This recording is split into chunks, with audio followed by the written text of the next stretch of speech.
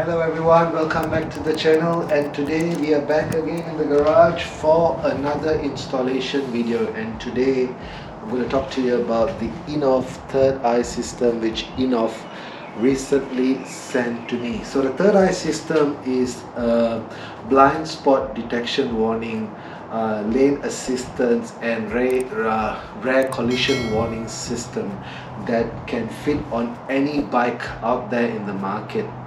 So what we are going to attempt to do today is to install it on the R1250 BMW GS Adventure, and I've got some tips and tricks planned up for this video. So if you're interested to learn more about this device, stay tuned.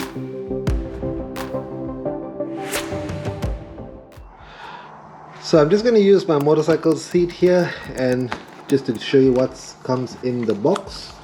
So again, very premium packaging product, really well packaged. That's a good thing. In there you get a card there with a note that's saying that if you leave a comment you get a $10 voucher, which is nice of them. You get this disclaimer there about the installation, and then you get the box, and this comes really well packaged. It's actually got so this one here is the radar sensor, and you've got the two illuminating sensors that will let you know if there was a vehicle in your blind spot. So let's open this up. So you remove this cover on the top, and then inside you've got the whole cables and whatnot. So alright, so I've taken off all the cables from the box. So you have these 3M mounting tapes, a bracket in there to mount your rear radar sensor, some Allen keys, some bolts and nuts, and this is to aid with your installation. You got a fairly comprehensive instruction manual there that will help you with the installation. And then this one here is the rear radar detector. It's got a film on it which you have to remove prior to going live with it. And there's also a few things you need to know about the mounting. It needs to be on an angle 10% below, so we'll talk about that down the track as well. And then you've got the main system here. This is the main controller unit. It's got a power, positive and negative power cable. The red one here is fused, and then you've got the black one which you just wire up to a controller unit, which I'll share with you again later. And then you've got this cable here that essentially joins with the rear detector.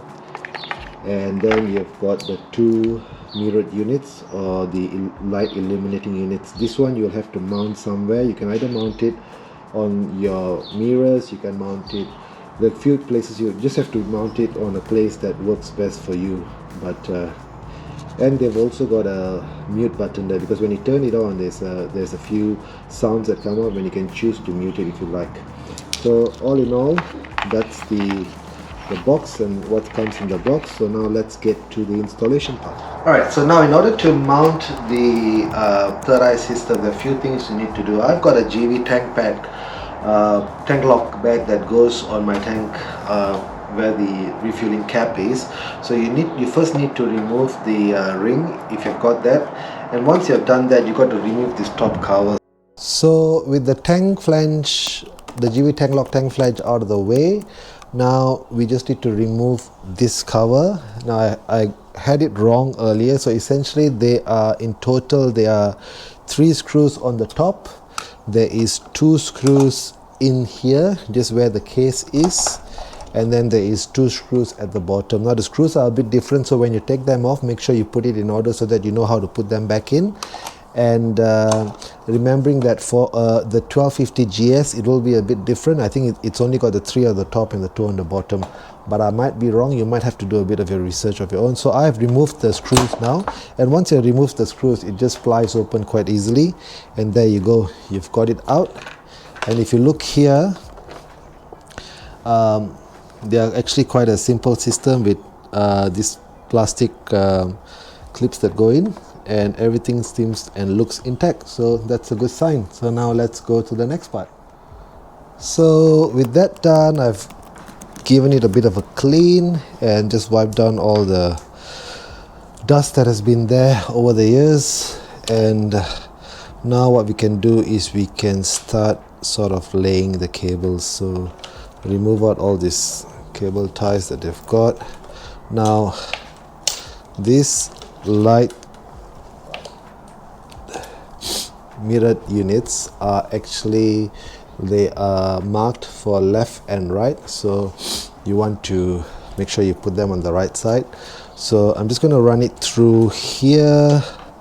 This is the right one, and just put it there. And then if you look closely, there's a groove here that you could actually run these cables in. So I'm just going to put it in there and run it in the groove, so it makes it quite easy actually. And I'm just going to leave enough slack so we can mount it later on. So just let it dangle there for now, but as long as we've got an idea of how we want to place the cable, I think that's all that really probably matters for now. Okay, so I have routed the cables and I've ran through the original wiring line here, and I've wired it all the way up here, and I'm going to place my light sensor here, and I'm going to do the same for the other one. So on the reservoirs, I reckon they are probably the best position to put it in. So I just ran it through, cable tied a little bit, but just essentially using the same line and checking to make sure that there's enough slack for the cable. So make sure you do that. But basically now that's the front done, and now I need to work on how to do the radar. Let's do that. Alright, now with the front done, I've got to install this rear radar sensor on the bike. And for my setup, I think that I'll probably install it under my top box. Now in the instruction manual, it says that the height of the sensor should be between 40 to 130 centimeters. I measured the bottom of my tire up to where I think the radar is going to sit, and it's about 110 centimeters. So I think it's good enough. And also the benefit is that it's going to be right in the center. So I'll show you what I think. So essentially, if you look what I've got here, I've got my top box there, but just under my top box I've got these bolts here. And what I intend to do is I intend to use one of these brackets that have been provided and just bracket it up underneath here like so, and then I can install the radar and I can run the cable just underneath somehow, and then just it goes under the seat, so it'll look pretty neat, and it's going to be right in the center of the bike. So let's do that. Okay, so I've removed the top box, and now I'm just going to remove this screw and then bolt in the bracket, and hopefully it should be all good. So let's do this.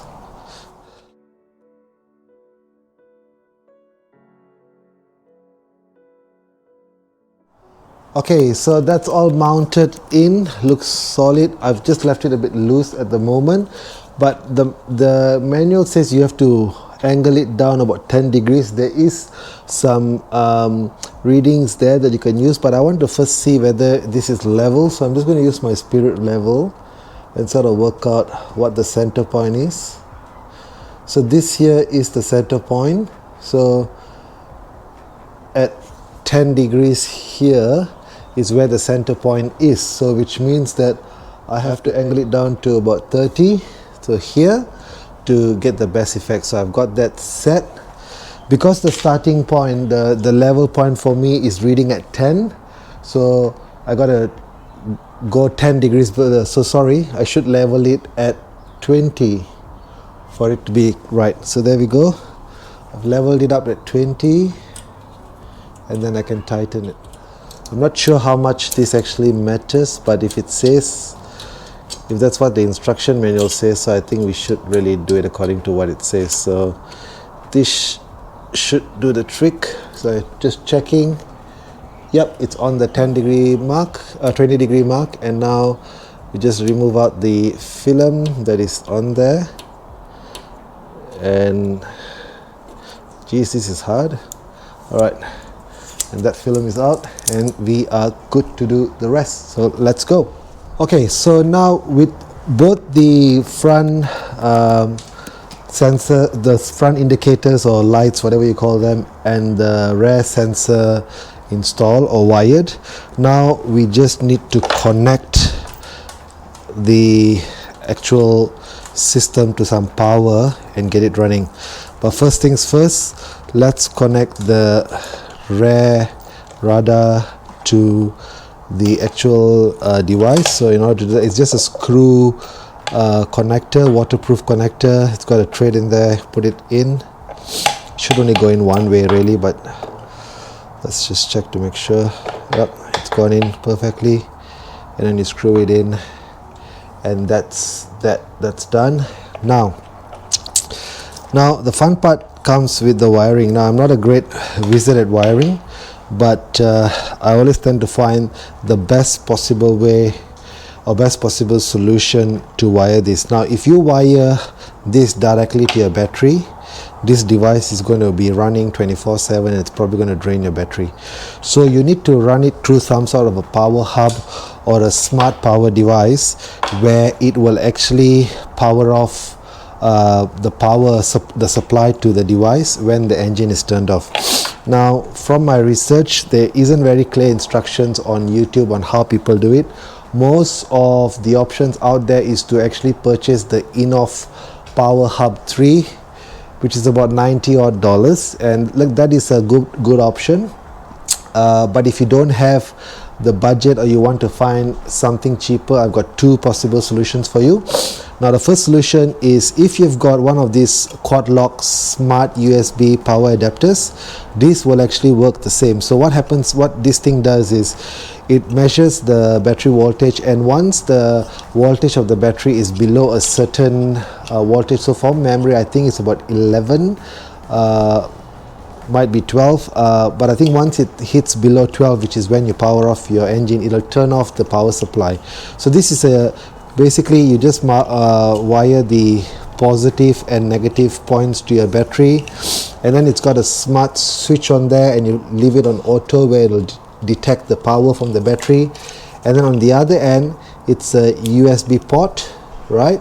And then what you do is you go on Amazon and you can buy one of this USB cable which has got a positive and negative end, and you should then be able to connect these two together, and voila, it should work.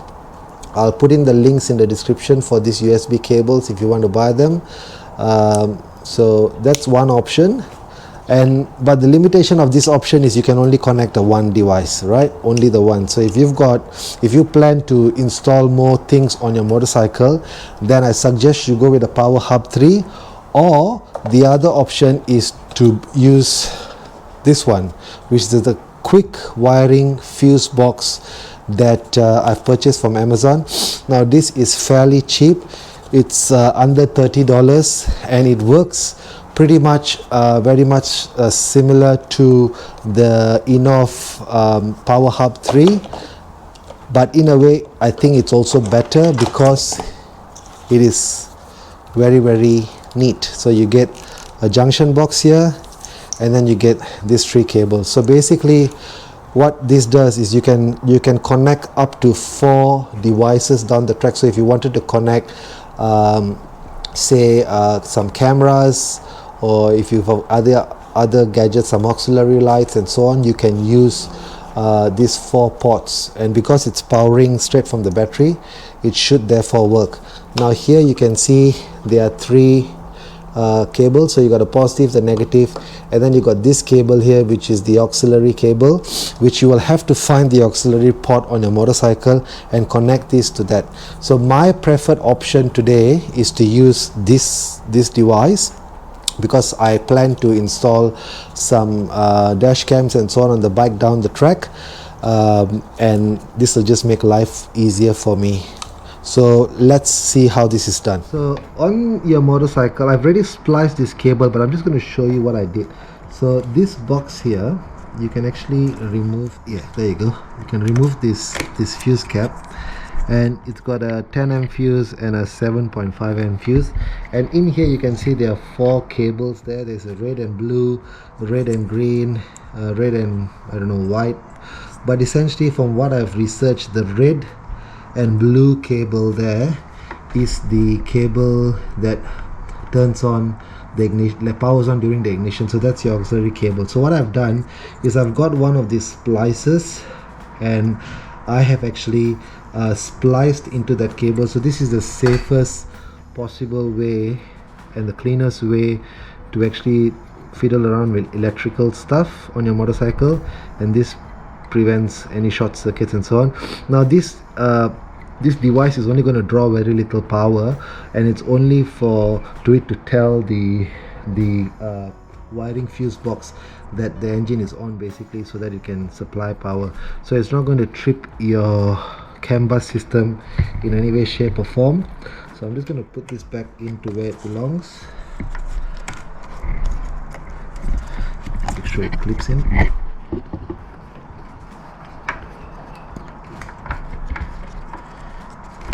Okay, it has, that's clipped in. And so now with this fuse, you can see I've connected this cap thingy, and all this does, it just plugs in to here like so, and then you push it in, and there you go. This is the cleanest installation you can ever find. And then next thing is you just wire this to your battery, and let's do that now. So as you can see, I've wired the cables to the battery, and I've also decided to wire my quad lock system on as well. That just gives me an extra bit of USB if I need it down the road. I thought whilst I'm at it, I'll just do that. And you can see I've threaded the cable around there, and it's tapping the auxiliary port which I discussed of earlier. And now for the moment of truth, so let's see if this would work.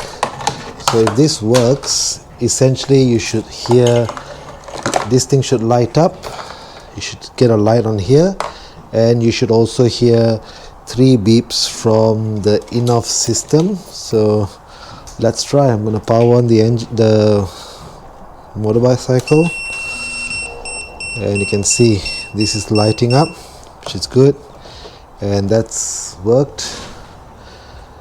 So we are good to go. So now all I need to do is tidy up the whole thing and make it look nice and pretty. So now that we know that everything is working as intended, what I'm going to do is I'm going to use some Velcro tapes and Velcro this power distributor here and the Innovv unit there, and I think that should make it look nice and pretty, and the seat should be able to go on top there without actually causing any problems. So I'll try to put the seat on, make sure it doesn't actually hit anything, and then I'll Velcro it in, and that should be it. So I've tidied it all up. I'm not the best at cable management, but essentially I've got the Innovv third eye here. I've tried to tidy up the cables as best as I can. I've got the power distributor box there, and I've got my quad lock smart USB power thingy there as well.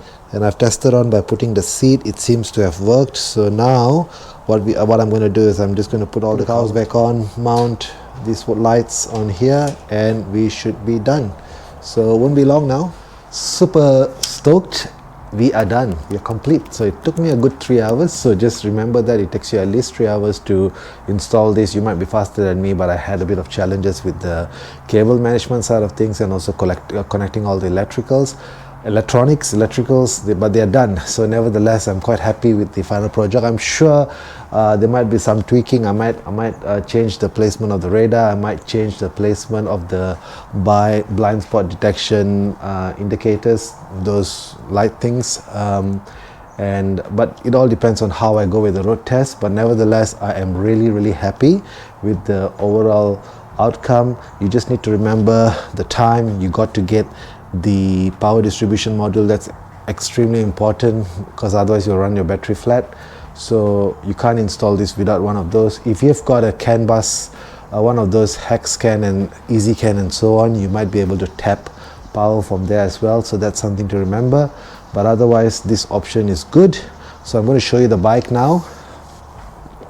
So that's the bike there. You can see the rear radar is there. I might change the position of the rear radar down the track, I'm not sure. I'm quite happy with how it is.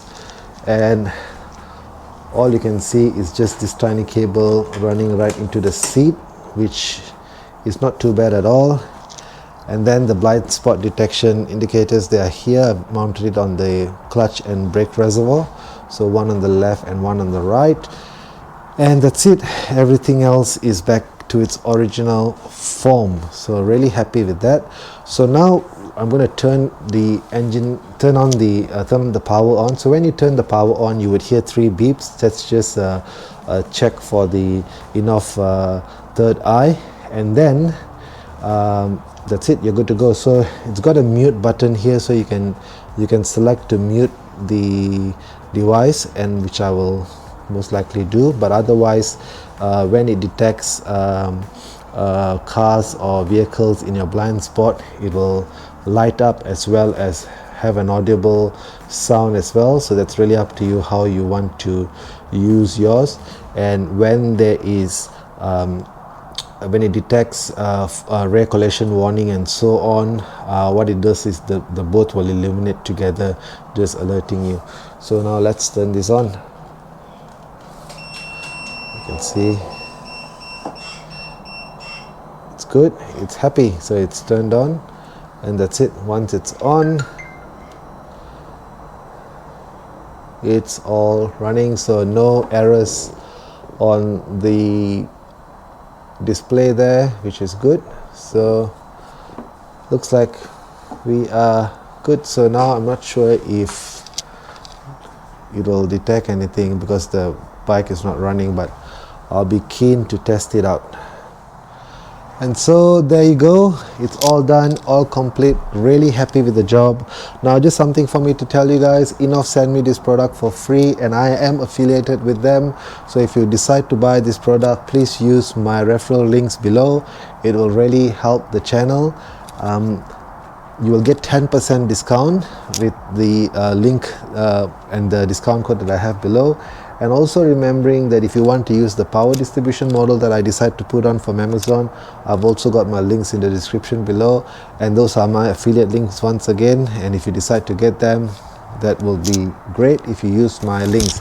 Now thank you for supporting the channel, and thank you for all your support. The channel is really doing really well at the moment, so I would like to thank you all. But if you haven't already subscribed to the channel, please do subscribe to the channel. That will really be helpful. I'm trying to hit the target of 1,000 subscribers before the end of the year, so I'll be really grateful if you can help me with that. And also, if you like this video, please give me a thumbs up, and stay tuned for the next part of the project, which is going to be the road test for the Innovv third eye system. So until then, see you guys, bye bye.